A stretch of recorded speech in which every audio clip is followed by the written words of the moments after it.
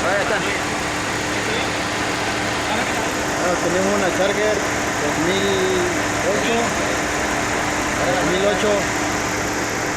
la cual ingresó al taller fue por recalentamiento, no activaba los ventiladores en alta. Aquí el mecánico Luis.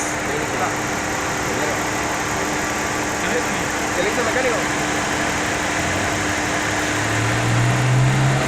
El detalle de la calentamiento era el bulbo del clima. Se quedaba pegado.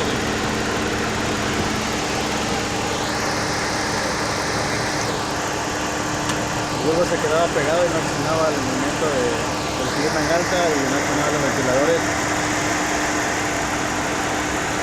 Otra falla más de Luis alias el Picudo.